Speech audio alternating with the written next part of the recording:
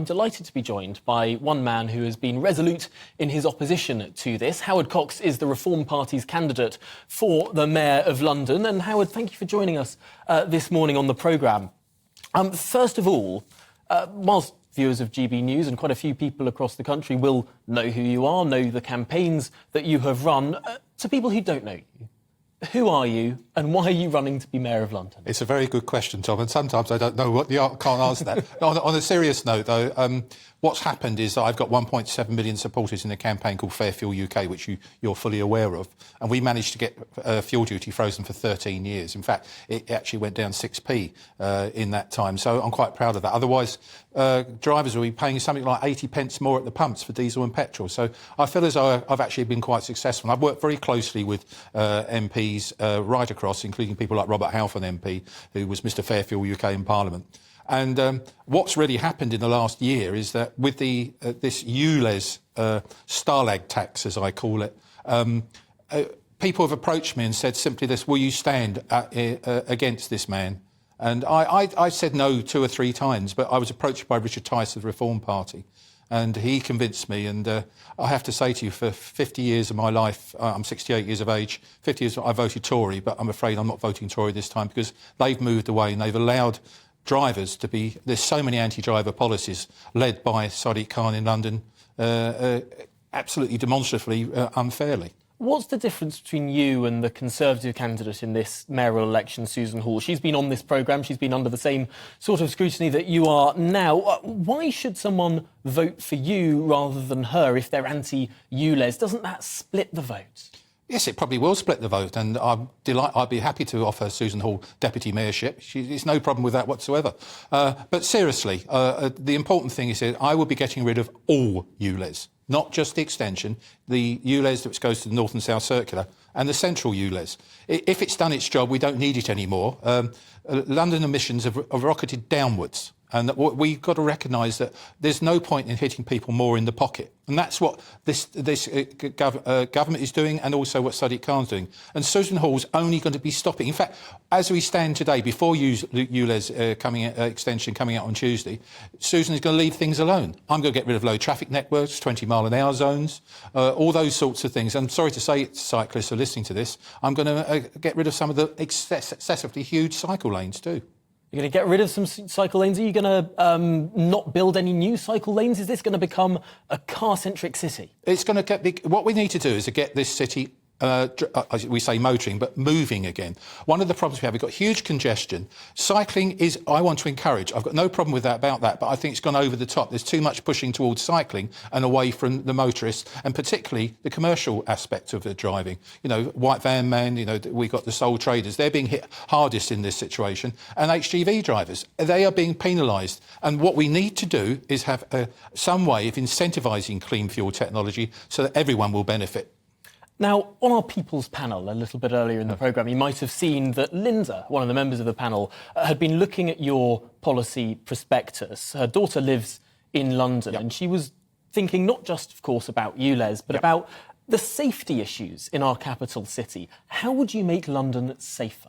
Yes, I want people to be aware I'm not a one-trick pony. It's not just for motorists, etc. I couldn't agree more. I have a daughter who's 31 years of age, lives in London too, and she's subjected to the same problems. At any one time, there's only... Bobby's on the beat. There's only about 5% to 10% actually walking the streets of London.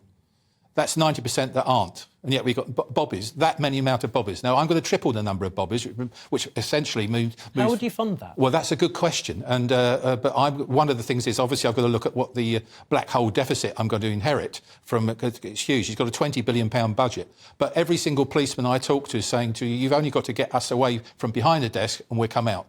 It's not going to be a huge expenditure. But one of the bigger initiatives that I'm suggesting is that we need to help with the safety aspect of this, is to create public police access points in 24-hour outlets like supermarkets or McDonald's and places like that, which will be booths where policemen are manned, and hopefully I can convince Tesco's and people like that to actually fund it, because it's good for them, because it's going to stop shoplifting. But be places for people to go to feel safer and hopefully deter crooks. But the other thing, which is very interesting indeed, 5G broadband is very bad in Greater London.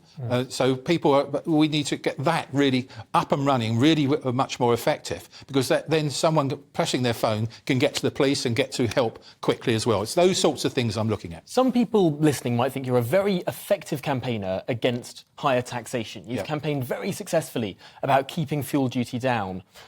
And here, ULEZ, many people would describe it as a sort of stealth tax, or perhaps less stealthy of a tax, a revenue-raising mechanism anyway.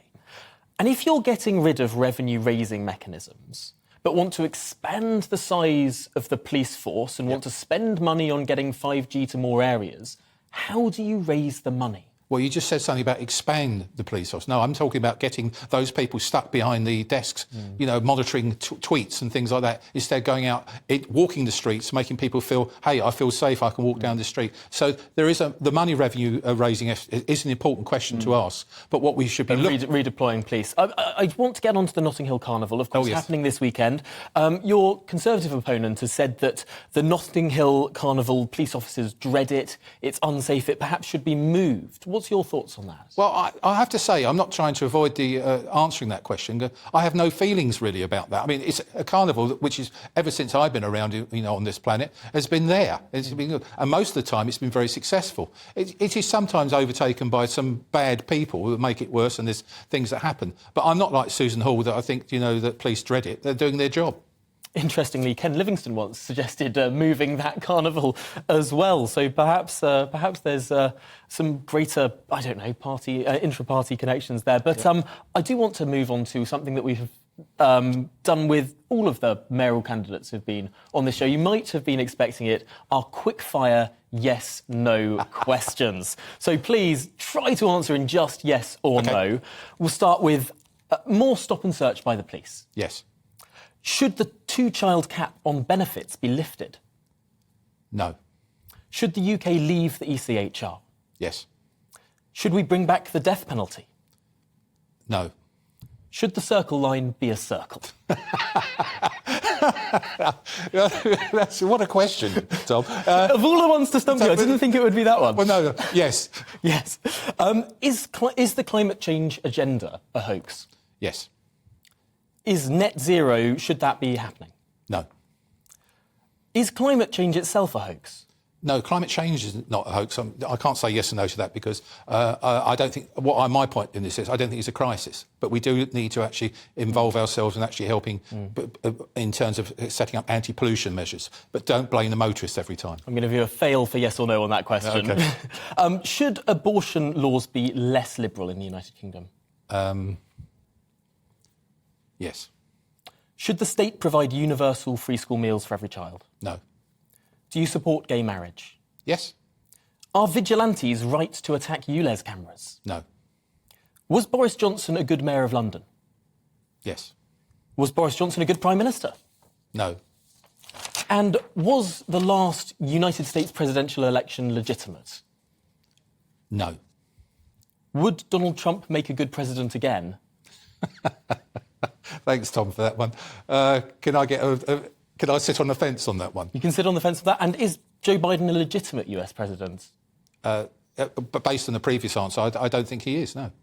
And finally, should the top rate of tax, 45%, be abolished? Yes. Howard Cox, you have been admirably candid on many of those questions. Thank you so much for joining us here on GB News. And, of course, we will be trying to submit all of the challenges to the London Mayoralty to the same sort of process. Thank you very much for your time, Howard Cox.